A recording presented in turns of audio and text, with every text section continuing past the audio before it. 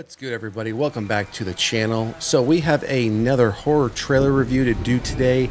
Another unexpected one that I don't think any of us had planned on finding out about, hearing about. This is the first I'm even hearing of this film. And as you can see, it's called The Island Between Tides trailer. Horror movie based on ghost story from Peter Pan author J.M. Barrie. Now you can see this just again like the last one we just did and published not too long ago up on the channel for another film that's coming out in March. This one just published 30 minutes ago, so we are keeping an eye out on these trailers as they are dropping. We're trying to pull them up, take a look at them, do a review reaction, and get them out there with our thoughts. So again, I have no background on this film. I have no, as far as even the ghost story that's being referred to, I have no point of reference on that story. So this is all going to be very foreign to me. So looking at the details of this article before we get into the trailer, an adaptation of a supernatural J.M. Barrie tale, The Island Between Tides, is releasing theatrically in the US, UK, and Canada this month from Vertical and XYZ Films. The film is being released March 7th, which is actually, that's pretty quick. That's just in 4 days for Canada and US, and March 21st for the UK. It's releasing in the US as The Lost Daughter and as The Island Between Tides everywhere else.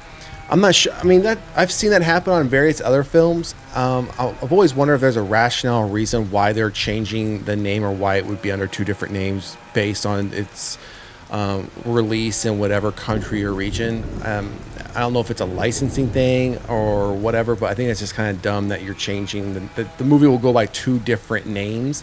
It just seems kind of silly to me. I like the name, The Island Between Tides. I think it's a pretty good name.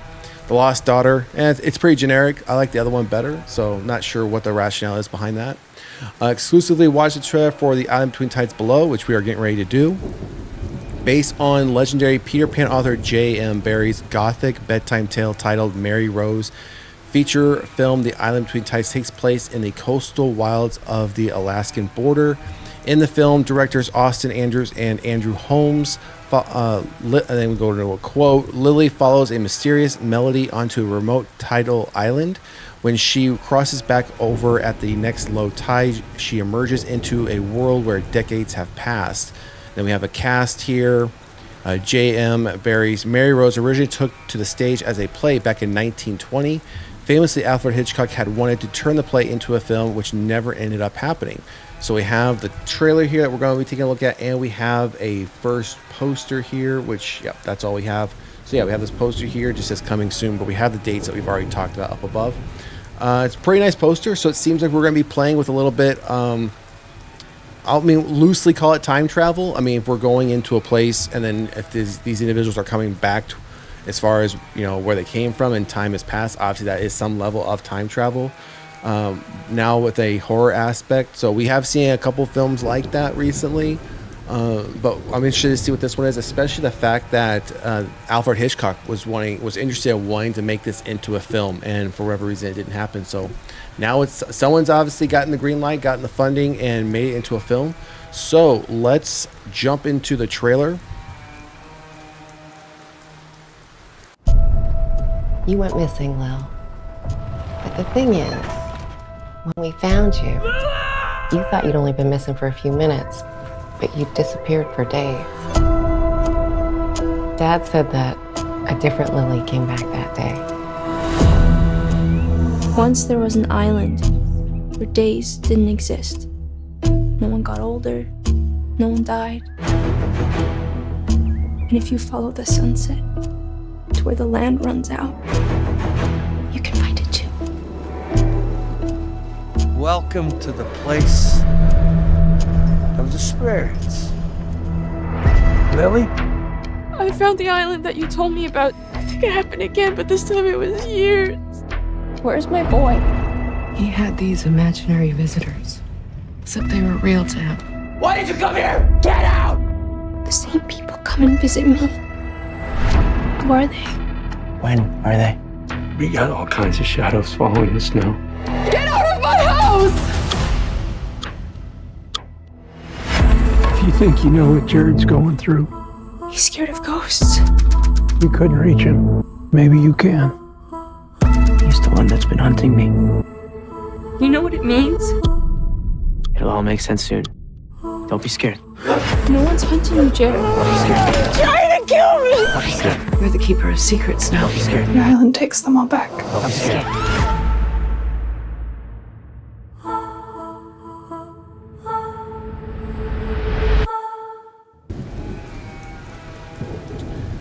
So yeah, that's a pretty. This is going to be a pretty interesting one. Not much you can really take away from the trailer as far as, I mean, we definitely confirmed when Lily is this young child, and obviously she's the main character here.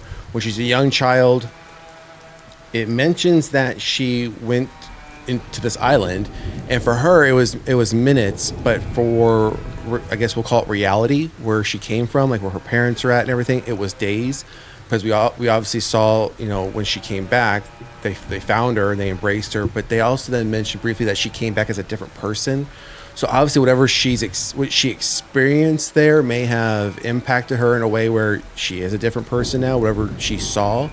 And then we seem to do this quick jump in the trailer where now she's a young adult, and we see her father, who's now elderly, call out to her from like a porch, and they embrace each other again. So then she mentions she found the island.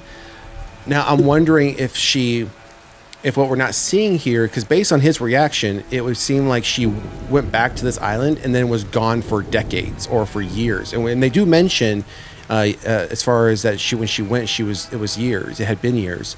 So that leads me to believe she either went back, found her way back, something happened to her to be there, and now years have passed where she went missing again, and now she's found her way back. But now when she's found her way back, it seems like her and somebody else who's also experienced this, people or individuals, something is coming from this other side of this island into this we're calling reality, because she's saying that this other guy who's seeing these things, she's seen them as well. And there was a quick note or a quick comment made when she says, like, who are they? And he said, well, when are they? Almost as if, again, these might be people from, years or decades previously in the real world or reality who found this island, went and were considered missing.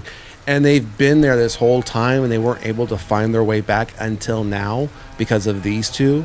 So, like, for example, there could have been like a missing kid back in like the 70s because they found this island, and here now it is 30 years later, they've managed to find their way back to reality, and because of what these two have done. It has more of a psychological aspect, psychological horror, suspense to me versus anything else as far as what we're normally would seem as horror. But again, we know psychological is a subgenre, psychological suspense is a subgenre of horror. At least I consider a subgenre of horror, absolutely. So this one looks pretty good. I mean, it's going to be coming to theaters really quick for US and Canada. Like I said, just within 4 days.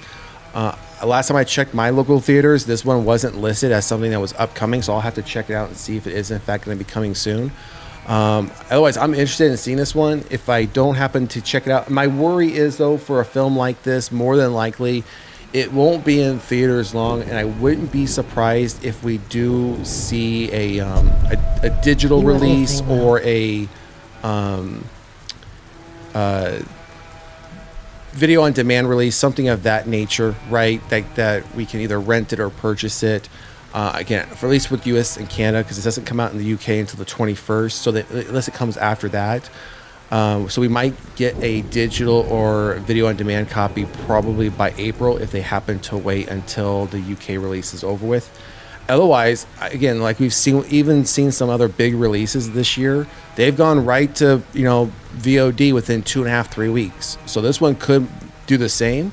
And if it does, we'll keep an eye on it, make sure that we give it a watch and come back with a spoiler review. Otherwise, this looks pretty good. I like these types of films. I'm excited when these types of things come up because, again, I feel like they're more original ideas, something we don't see very often within the horror genre. So very excited to see this one.